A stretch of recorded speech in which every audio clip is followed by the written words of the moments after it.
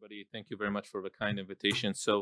Um, Amen. um, when, where, and how to use primary pedal access. So, I'm going to try to address that within the next 10 minutes or so. These are my disclosures. We published a CTOP paper in 2018, basically looking at how to approach peripheral CTOs in an organized fashion. And we propose four types of CTOs: one, two, three, and four. And basically, the top of the screen is the groin of a patient. The bottom of the screen is the foot of a patient. And based on the cap morphology, concave versus convex, we will argue for trying to cross the CTO within those directions. Um, so, um, so type 2, 3, and 4, depending on the direction of those arrows, you will require pedal access. And in theory, we felt that the CTOP trial was the first of its kind to replace confusion with order. It's retrospective, but we try to kind of organize our thought process in terms of tackling CTOs. And this work was built on with other colleagues, Banerjee and colleagues, and some other trials that looked at validation of the CTOP model to certain extent. This is one of the papers that looked at comparison of antegrade versus retrograde access to endovascular treatment for long and calcified lesions. So those are one of the predictors for requiring pedal access within the CTOP trial. And basically, they looked at failed antegrade crossing, average lesion length of 32 centimeters. So these are real world cases. Lower number of stents because of utilizing pedal access, lower stent lengths, and no use of reentry devices. And one patient had a pseudoaneurysm that at the access site that was treated with conservative management. This is another paper that looked at the relationship between plaque cap morphology and access techniques. And CTOP type 1, where the proximal CTO cap is concave, the distal CTO cap is concave, you are much more likely to cross in integrate fashion. I know that makes sense, but we wanted to validate this through some of these papers. CTOP type 4, which is the flip of type 1, you're much more likely to cross in retrograde fashion. Now, we're talking about crossing the CTO. We're not necessarily talking about delivering therapy for the patient. That's another talk. But type 2 and 3 require dual access, which is antegrade and retrograde. We've also the tibiopedal arterial minimally invasive retrograde revascularization of a Tami technique. It's a procedure where we require pedal access or obtain pedal access and deliver therapy via pedal access. This is obviously, if you look at the shift of a discussion in terms of requiring pedal access, a few years back, if you say you want to require pedal access, it's considered breaking taboo. But we've evolved to showing safety of pedal access, and now we're talking about treatment via pedal access. Earlier in, I believe, 2016, we published the first Tami series from our center, and this was the second series from the PRIME registry, peripheral registry of endovascular outcomes. And in this paper, we actually looked at pedal-based revascularization via Tami. We looked at antegrade and retrograde revascularization, dual access, and we looked at traditional, just up and over, simple traditional up and over access for those patients. And we compared the three groups across the board.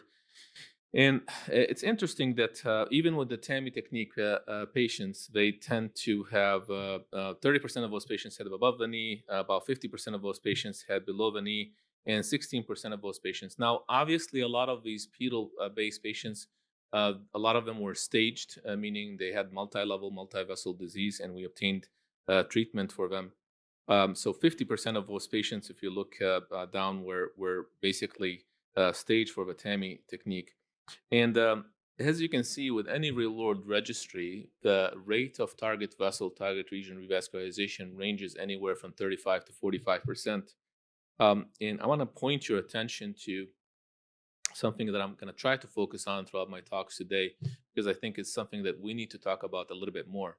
The average lesion length for a lot of these patients, right? So if you look at the average lesion length for patients that require dual access, which are the most complex types of patients, it's about 33 centimeters, right? So if you look at a lot of the beautiful work that's being done with technologies that's being developed for below the knee disease and for all of these heavily calcified and all these complex lesions, rightfully so, we need to test this technology. But at the end of the day, all of the physicians in this room and worldwide, we have to be cognizant of the fact that our patients are much more complex than the trial patients. Now, the point I'm trying to make here is that obviously trials are important, but we as physicians, we still have, I believe, a long way to go to be able to address some of these complexities. So if your average lesion length is 33 centimeters for some of these patients, 150 centimeters for the traditional lesions, and for the Tami technique, it was relatively long, also 200 millimeters for those patients. Busy slide, but all I'm trying to show here is the rate of complications related to the Tami technique. And this was a multi-center registry for the most part. And their skill centers, we utilize ultrasound. There are certain protocols that are being followed. So you can argue that these are not, all the centers, but nonetheless, I believe this is a reproducible result, and the rate of complications related to the use of these devices or use of these techniques was extremely low. So let me show you a case, and I think just to show the versatility of a technique. This is a 74-year-old male, Rutherford class 4 of the left lower extremity. He presented for PAD, complaints of sharp pain, plantar aspect of the foot, frequent cramping of the calf. So that's another thing. Patients have claudication symptoms and rest pain symptoms for a lot of them. And there's the diffuse disease in the left SFA popliteal. All tibial arteries have occlusion, and you'll see later that actually the anterior tibial artery ends with an occluded dorsalis pedis artery. And these are the angiographic images. And if you look toward the right side of the screen, actually the video is playing. It's barely, the contrast is barely reaching the foot. In fact, when you look at that, you will think about this concept of a desert foot that a lot of our physicians talk about in terms of what we need to do.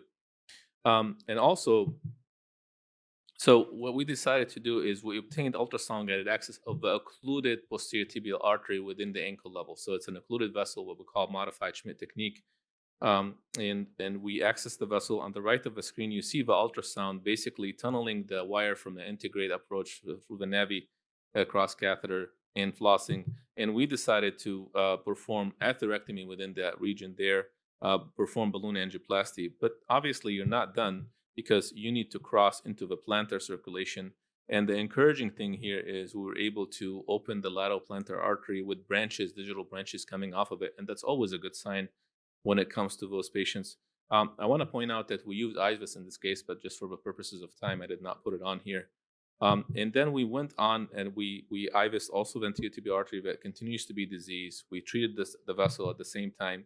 And we tried to provide as much outflow for this patient as possible with 3 vessel runoff in anterior tibial artery. Now, I will say, I'm the first one to say, the data in terms of 2 vessel, 1 vessel, 3 vessel runoff for patients with breast pain, I will say that to my fellows, it really depends on the physician experience level and their anecdotes. All of us have anecdotes. I'm personally in favor of providing at least 2 vessel runoff for patients with breast pain patients, but I'm the first one to say, we really need better evidence to support that. Just to show you CTO characteristics, this is one of our papers looking at the prime registry patients, looking about 411 patients. And I just want to show to you the complexity of those patients, because the disease tends to be diffuse, multi-level, 30%, about 70% of those patients have multi-level disease. So multi-vessel, multi-level disease for a lot of those patients. And about 60% of those patients had severe calcification. The majority of CTOs were fempopliteal, followed by tibial, 30% of those lesions. And the average lesion length for the CTOs, not the lesion treated, but for the CTO, is about 200 millimeters. Again, I'm going to repeat this theme throughout my talks throughout the day, because I want everybody to start thinking about it. But we're using both approaches, antegrade, retrograde, and ultrasound. We were able to deliver appropriate therapy for a lot of those patients. And we use all devices, all atherectomy devices, scaffold, so on and so forth. And the outcomes were pretty encouraging. About 84% of those patients were free from TLR at 6 months, and about freedom from mortality at 6 months was 93%. These are CLI patients, by the way, so they're not only claudicants. Encourage everybody to join our MCLINE meeting. There's multiple faculty here today. Actually, it's a virtual monthly meeting that discusses complex CLI cases, really low key. But if you have an interesting case that you would like opinion of experts, feel free to join the CLI Fighters movement and join us on the meeting. So thank you. Thank you.